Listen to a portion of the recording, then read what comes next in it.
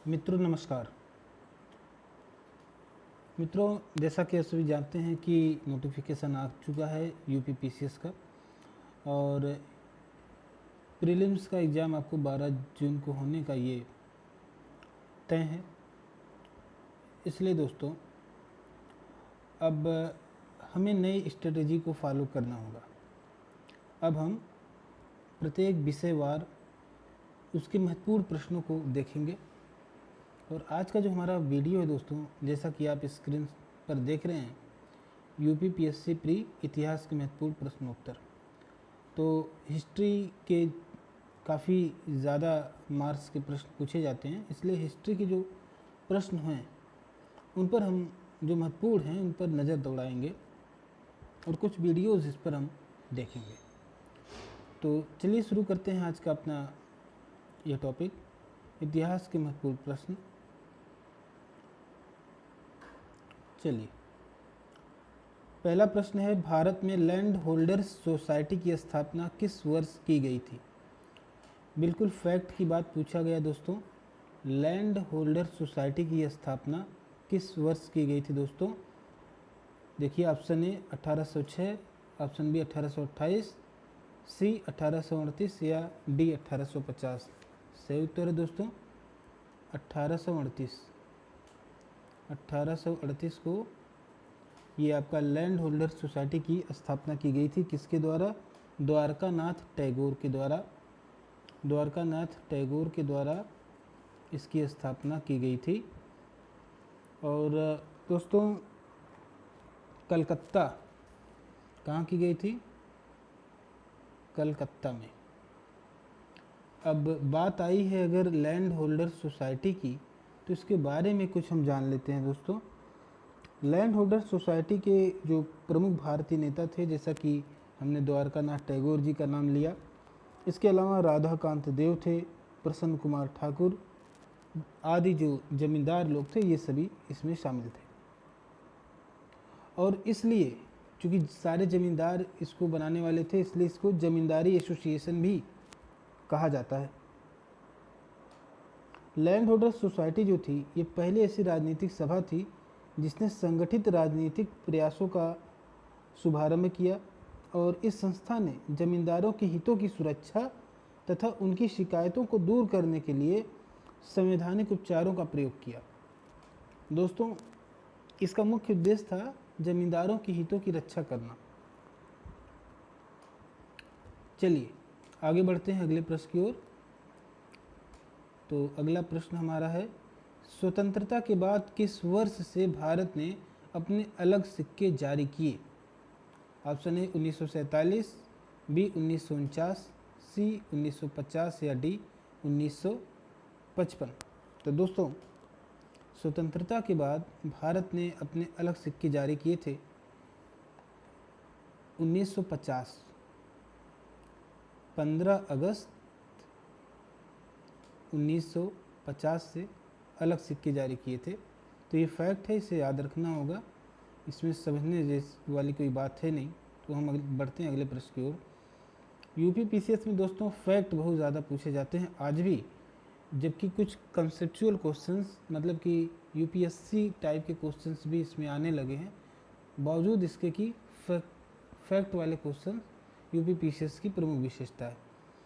तो अगला प्रश्न क्या है? अगला प्रश्न देखिए दोस्तों, गांधी इरविन समझौते पर आधारित है। कह रहा है कि गांधी इरविन समझौते के लिए भारतीय कांग्रेस के 3 महत्वपूर्ण सदस्यों ने गांधी जी को राजी किया। नीचे दिए गए विकल्पों में कौन सा व्यक्ति इस कार्य में शामिल नहीं था? ऑप्शन है तेज बहादुर सप्रू, M.R. जयकर, V.S. श्रीनिवास शास्त्री या पुरुषोत्तम दास टंडन। दोस्तों बात करें गांधी इरविन समझौते की, तो ये कब हुआ, क्यों हुआ, ये सारी बातों को तो भी हम चर्चा करेंगे। पहले इसके उत्तर को देख लेते हैं। तो दोस्तों गांधी इरविन समझौते के लिए भारतीय जो राष्ट्रीय कांग्रेस था, उसके 3 महत्वपूर्ण व्यक्ति कौन कौन थे? तो दोस्तों एक थे तेज बहादुर सप्रू, और दूसरा था M.R. जयकर, और तीसरे थे V.S. श्रीनिवास शास्त्री। ये 3 लोग थे, जबकि जो हमारे पुरुषोत्तम दास टंडन जी थे, ये इससे संबंधित नहीं थे। मतलब इन्होंने गांधी जी को प्रेरित नहीं किया था कि वो गांधी इरविन से मतलब इरविन से मिल कोई समझौता करे। अब गांधी इरविन समझौता है क्या, कब हुआ?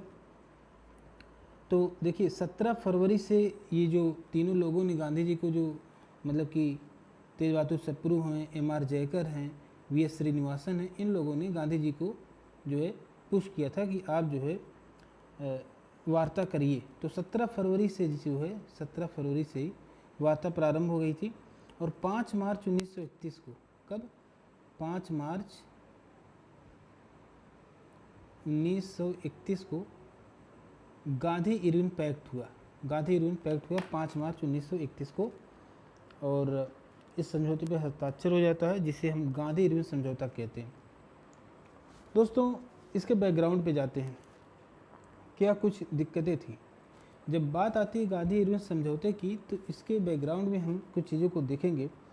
जैसे कि गोलमेज सम्मेलन हो रहे थे, तो प्रथम गोलमेज सम्मेलन कब हुआ था? 12 नवंबर से हुआ था, 12 नवंबर 1930 से 19 जनवरी 1931 तक। ये पहला गोलमेज सम्मेलन था जिसमें गांधी जी ने भाग नहीं लिया था। और उसी के बाद से ही, क्योंकि इस जो है इस जो सम्मेलन प्रथम सम्मेलन होता है, इसी में जो है मुस्लिम लीग ने पृथक निर्वाचन मंडल की मांग रखी थी, अंबेडकर ने दलित वर्गों के लिए पृथक निर्वाचन मंडल की मांग रखी थी। ठीक है, तो उनकी जो उपस्थिति थी उसमें यूनिटी नहीं थी। तो अलग अलग जो है वर्गों की, सिख के लिए सरदार संपूर्ण सिंह जो है प्रतिनिधित्व कर रहे थे। ठीक है, हिंदू महासभा का जयकर कर रहे थे, वी.एस. मुंजे कर रहे थे। तो अलग अलग लोग बटे हुए थे और इसी के बाद ही तेज बहादुर सप्रू, जयकर और ये श्रीनिवास शास्त्री आदि ने गांधी जी को इन्फ्लुएंस किया कि वो इरविन से समझौता करें। 5 मार्च 1931 को दिल्ली में समझौता हो जाता है, जिसे हम गांधी इरविन समझौता कहते हैं। और सरोजनी नायडू ने इसे दो महात्माओं का मिलन करार दिया है। ठीक है, लेकिन क्या कुछ बातें थीं जो गांधी इरविन समझौते में शामिल थी? क्या किन बातों को लेकर के समझौता हुआ था? तो कुछ बातें हैं, 2-4 बातें, वैसे तो बहुत सारी बातें थी, कुछ बातें यहाँ डिस्कस कर देते हैं। जैसे एक ये था कि जो जेलों में जो लोग बंद थे भारतीय और जिन पे कोई हिंसात्मक आरोप नहीं था, उन लोगों को रिहा कर दिया जाए। दूसरा कि जो लोग समुंदर के किनारे नमक जो भारतीय हैं बनाना चाहते हैं, उनको बनाने की छूट दी जाए, नमक बना सकें। तीसरा कि भारतीय लोग जो है जो विदेशी वस्त्रों की दुकानें हैं या शराबों की दुकानें हों, वहाँ पे वो धरना देने का अधिकार उनको प्राप्त हो कानून के भीतर रहकर। और जो लोग सरकारी नौकरियों से त्यागपत्र दे चुके थे किसी विरोध के कारण, किसी आंदोलन के कारण, उनको जो है पुनः सरकार नौकरी में मतलब कि उनकी नौकरी वापस लौटाने में सरकार को थोड़ा सा फ्लेक्सिबिलिटी दिखाना होगा, थोड़ी उदारता दिखानी होगी। तो इस तरह की मांगें थी। लेकिन दोस्तों कुछ बातें स्वीकार की गई, लेकिन बहुत सारी बातें स्वीकार नहीं की गई। ठीक है, लेकिन स्वीकार क्यों की जाएंगी? तो इरविन की तरफ से भी कुछ जो है कुछ शर्तें रखी गई थी। जैसे जो पहले से गांधी जी सविनय अवज्ञा आंदोलन चला रहे थे उसको स्थगित कर दें। ठीक है, और जो अगला गोलमेज सम्मेलन होगा उसमें गांधी जी या कांग्रेस उसमें पार्टिसिपेट करे, उसमें भाग ले। कांग्रेस ब्रिटिश सामानों का जो माल थे, जो उनके उत्पाद थे, उनका बहिष्कार न करे। तो ये कुछ शर्तें इरविन की तरफ से भी रखी गई थी। कुछ शर्तें जो भी मैंने बताई थोड़ी देर पहले गांधी जी की तरफ से थी। तो इस पर तो गांधी जी राजी हो गए। यही जो है समझौता था इनके बीच। दोस्तों आगे चल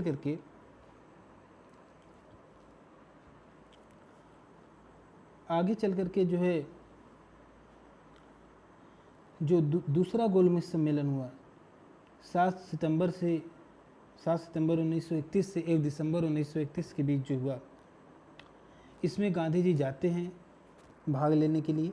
और लेकिन जो बातें गांधी इरविन समझौते में हुई थी, वहाँ पर उसको कोई तवज्जो नहीं मिलती वहाँ पर, उस पर वो खरे नहीं उतरते और गांधी जी खाली हाथ लौट आते हैं। गांधी जी वापस आते हैं तो वो कहते हैं कि मैं खाली हाथ लौटा ज़रूर हूँ, लेकिन मुझे संतोष है कि जो ध्वज मुझे सौंपा गया था मैंने उसे नीचे नहीं होने दिया और उसके सम्मान के साथ मैंने कोई समझौता नहीं किया। यानी ये कि जो मांगे गांधी जी ने रखी थी गांधी समझौते के दौरान, अगर उसको उन्होंने नहीं मानी तो इन्होंने भी उनकी कोई शर्त को नहीं मानी और उसके पश्चात उन्होंने दोबारा से सविनय अवज्ञा आंदोलन प्रारंभ कर दिया। और जब तीसरा गोलमेज सम्मेलन हुआ दोस्तों 17 नवंबर 1932 से जो है लगभग दिसंबर तक चला, दिसंबर 1932 तक, तब तक जो है जो तीसरा गोलमेज सम्मेलन है उसमें गांधी जी ने भाग लेने नहीं गए।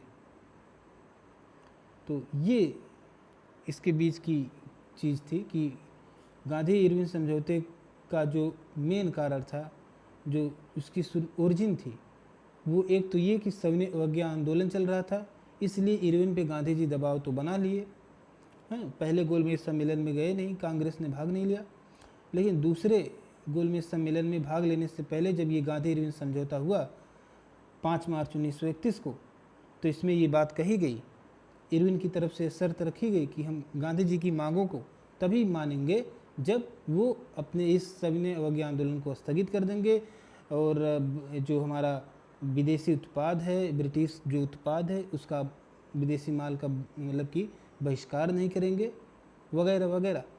वो बातें, वो शर्तें इरविन की तरफ से थी और कुछ मांगें गांधी जी की तरफ से थी, जिसे हम गांधी इरविन समझौता कहते हैं।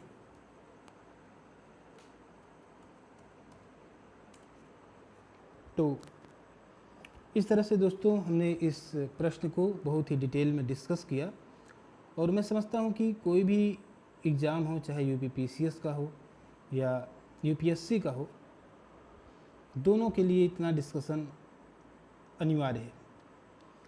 और जब भी आप कोई चीज़ ऐसे प्रश्नों को देखें तो उसके एक्सप्लेनेशन को देखना ज़रूरी है गहराई से।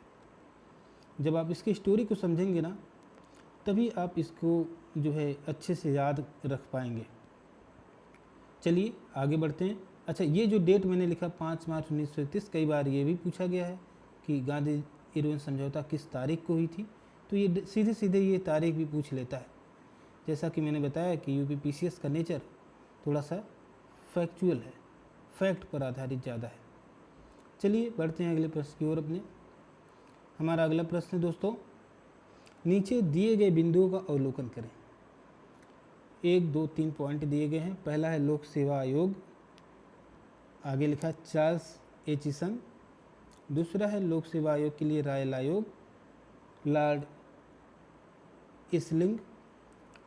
और तीसरा है विशिष्ट लोक सेवा आयोग के लिए रॉयल आयोग, लॉर्ड विस्काउंटली। उपयुक्त आयोगों का सही क्रम बताइए, यानी इनके इस्टेब्लिशमेंट का, इनके गठन का हमें क्रम बताना है।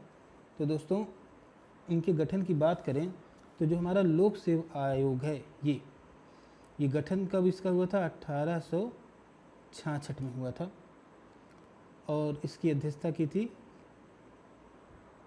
चार्ल्स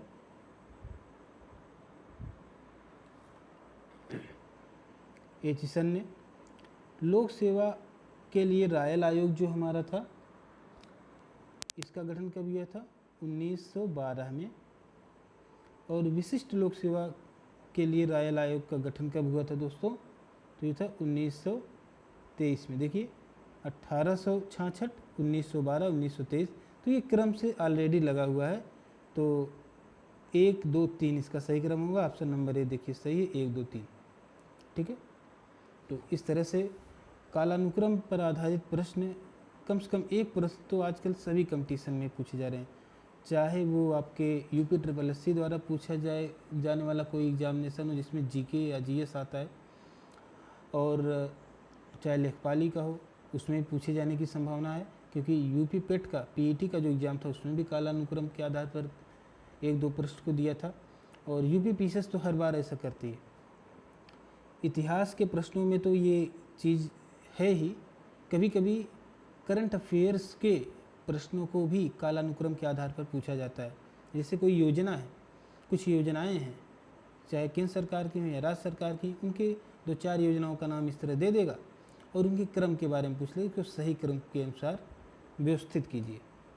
तो इन बातों का आप ध्यान रखते चलिए बढ़ते हैं अगले प्रश्न की ओर। अगला प्रश्न हमारा क्या है, भारत में सबसे पहले छपाई मशीन किसने लगाई थी? पुर्तगालियों ने, फ्रांसीसियों ने, डच ने या अंग्रेज़ों ने? तो दोस्तों ये जानकारी रखने की बात है, पुर्तगालियों ने सबसे पहले जो प्रिंटिंग प्रेस था, छपाई की मशीन थी, सबसे पहले पुर्तगालियों ने लगाया था। इस जानकारी के लिए रखिए। चलिए आगे बढ़ते हैं अपने अगले प्रश्न की ओर। अगला प्रश्न है, निम्नलिखित में से किस संगठन द्वारा इंडियन सोशियोलॉजिस्ट नामक पत्रिका प्रकाशित की जाती थी? तो 4 संगठन यहाँ दिए हुए, इंडिया हाउस, गदर पार्टी, ब्रिटिश इंडिया एसोसिएशन या बर्लिन समिति। तो दोस्तों इसका सही उत्तर क्या है? India house. इंडियन सोशियोलॉजिस्ट नामक पत्रिका जो थी वो इंडिया हाउस के द्वारा प्रकाशित की जाती थी।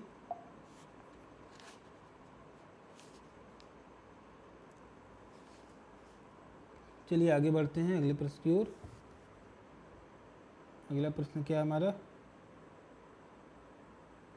निम्नलिखित में से किसे आर्थिक राष्ट्रवाद का पथ प्रदर्शक माना जाता है? तो दोस्तों ऑप्शन है मदन मोहन मालवीय, आर.सी. दत्त, विपिन चंद्र पाल या गोपाल कृष्ण गोखले। तो दोस्तों इसका सही उत्तर है आर.सी. दत्त, यानी रमेश चंद्र दत्त। ठीक है, रमेश चंद्र दत्त। तो चूँकि बंगाली हैं, इनको रोमेश चंद्र दत्त भी कहा जाता है। और इन्होंने एक पुस्तक लिखी थी दोस्तों, the economic history of India. Economic history of India. एक मिनट में इसको थोड़ा सा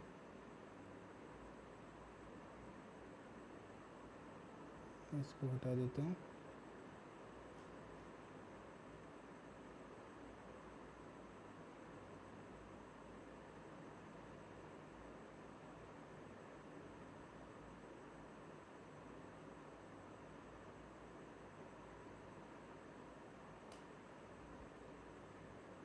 ओके,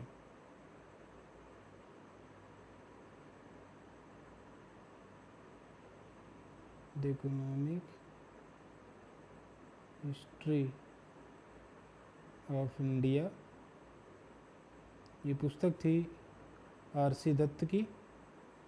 और इनको ही आर्थिक राष्ट्रवाद का पथ प्रदर्शक कहा जाता है। ये जानकारी आप रखिए, पुस्तक का नाम आप नोट कर सकते हैं अगर आप नोट्स बना रहे हो तो। चलिए आगे बढ़ते हैं अगले प्रश्न की ओर। अगला प्रश्न दोस्तों हमारा क्या है, अस्थाई बंदोबस्त से एक प्रश्न आया है। कह रहा है, अस्थाई बंदोबस्त के तहत जमींदार द्वारा एकत्रित किए जाने वाले कुल राजस्व का कितना हिस्सा ब्रिटिश सरकार को दिया जाना था? तो जो अस्थाई बंदोबस्त हुआ था उसके तहत दोस्तों ऑप्शन ए है 50%, बी 65%, सी 76% या डी 89%। तो ये 89% दोस्तों ये सही उत्तर है। 89% ब्रिटिश सरकार को दिया जाएगा, ये अस्थाई बंदोबस्त में था, जबकि 11% जो है ज़मींदार को दिया जाएगा। ठीक है, ये व्यवस्था, इस व्यवस्था को, अस्थाई बंदोबस्त को लाने वाला कौन था? ये कौन साहब थे जो अस्थाई बंदोबस्त को लागू किए थे या लाए थे? तो ये थे आपके अस्थाई बंदोबस्त को लाने वाले लॉर्ड कॉर्नवालिस। लॉर्ड कॉर्नवालिस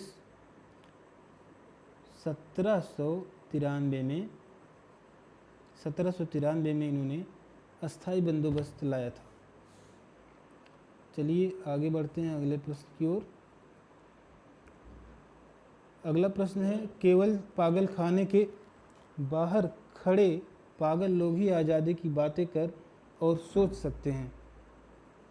ये कथन है और पूछा है कि स्वराज के संदर्भ में यह कथन किसने कहा है। स्वराज के संदर्भ में यह कथन किसने कहा है, इस बारे में पूछा गया है। तो इसके ऑप्शंस हैं लॉर्ड हार्डिंग, बाल गंगाधर तिलक, जी.के. गोखले या फिरोज शाह मेहता।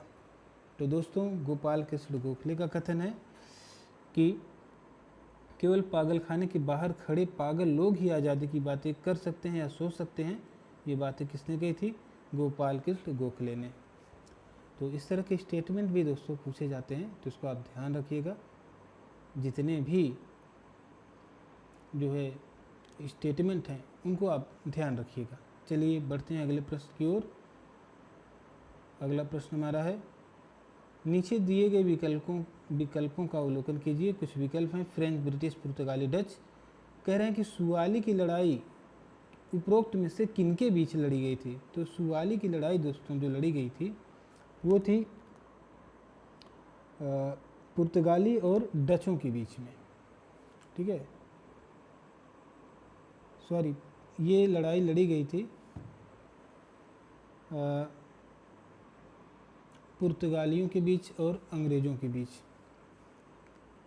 अंग्रेज़ों और पुर्तगालियों के बीच लड़ी गई थी। कब लड़ी गई थी? 29 से 30 नवंबर 1612 में।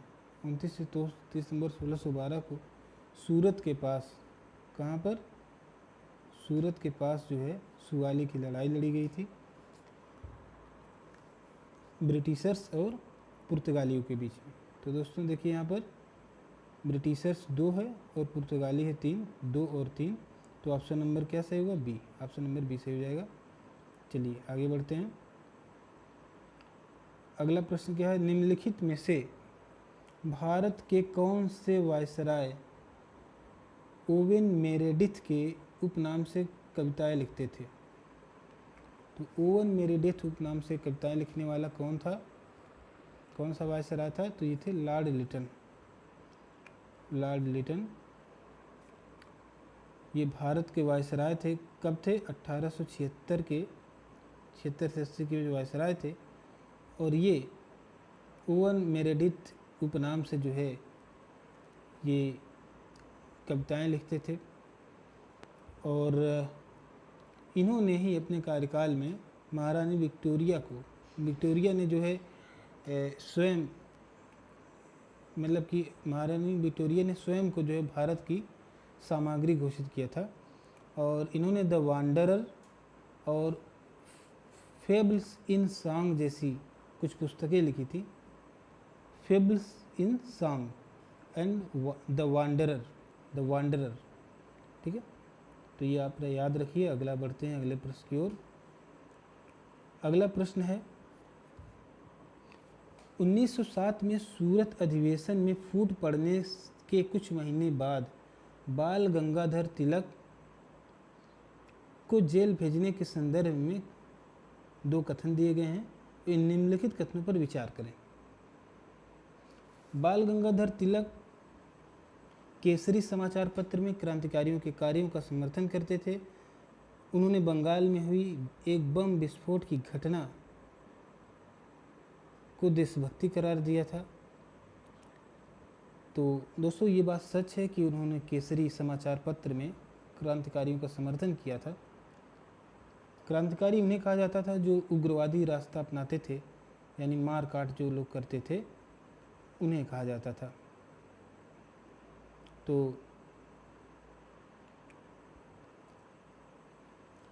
केसरी समाचार पत्र निकालते थे, बात सच है। और जो बम विस्फोट हुआ था ये भी सच है। और उनको देशभक्ति करार दिया था, उनका समर्थन किया था, ये सच है। पहला स्टेटमेंट सही है।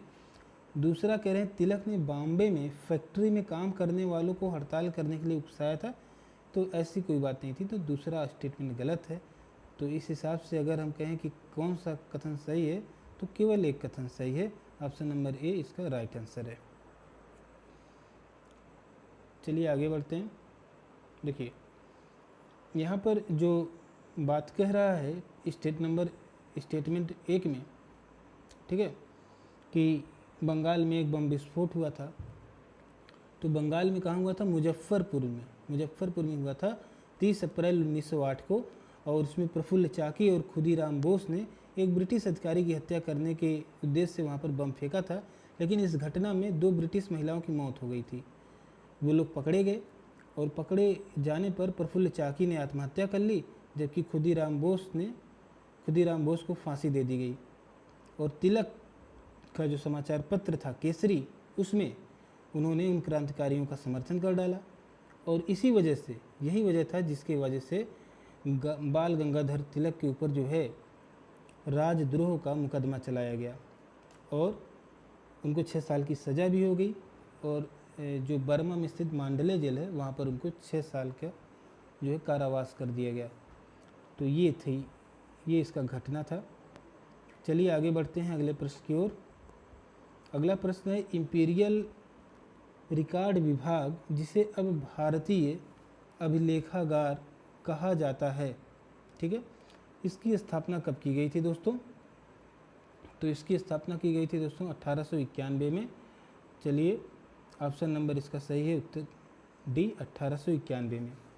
इंपीरियल रिकॉर्ड विभाग की स्थापना कब हुआ था? 11 मार्च 1891 को। कहाँ हुआ था? कलकत्ता में हुआ था। 1911 में इसका दफ्तर कलकत्ता से दिल्ली स्थानांतरित कर दिया गया था। इसमें भारत सरकार के बीते हुए समय के रिकॉर्ड रखे जाते थे और वर्तमान में यह दफ्तर भारत सरकार के संस्कृति मंत्रालय, ठीक है, संस्कृति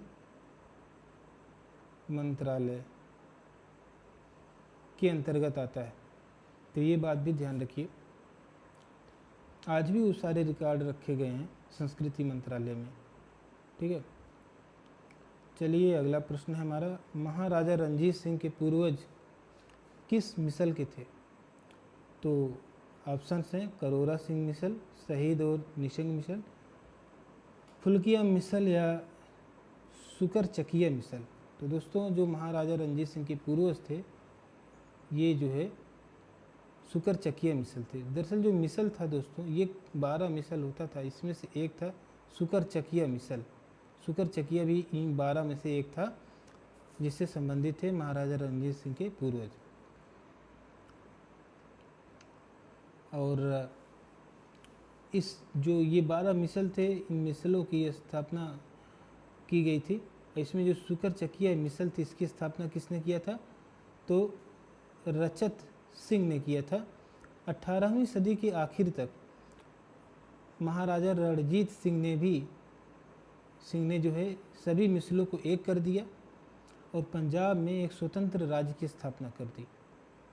तो ये था।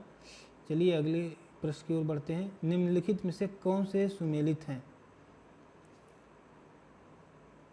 इसमें सुमेलित पूछा है कि कौन कौन सा सुमेलित है। पहला है अष्टप्रधान मराठा साम्राज्य, दूसरा अष्टदिग्गज विजयनगर साम्राज्य। दोस्तों अष्टप्रधान मराठा साम्राज्य ये सही है, सुमेलित है। अष्टदिग्गज विजयनगर साम्राज्य ये भी सही है। नवरत्न चंद्रगुप्त मौर्य प्रथम ये गलत है।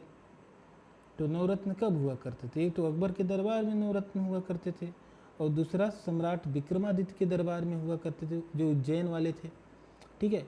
तो नवरत्न चंद्रगुप्त मौर्य या चंद्रगुप्त प्रथम के दरबार में नवरत्नों की कोई चर्चा नहीं आई है। और अगला है दाहसाला अकबर का प्रशासन, ये बिल्कुल गलत है। तो चलिए देखते हैं हमारा कौन सा ऑप्शन सही है। तो 1 और 2 सही है, तो ऑप्शन नंबर बी 1 और 2, केवल 1 और 2, ये 2 हमारा जो सुमेलित है, ठीक है दोस्तों।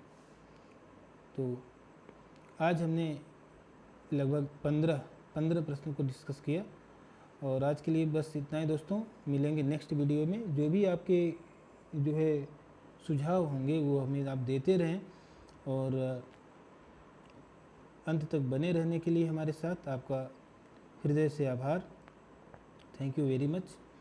और दोस्तों आप ये देख लीजिए, अगर आप हमारे चैनल को सब्सक्राइब करते हैं, शेयर करते हैं, अच्छी बात है।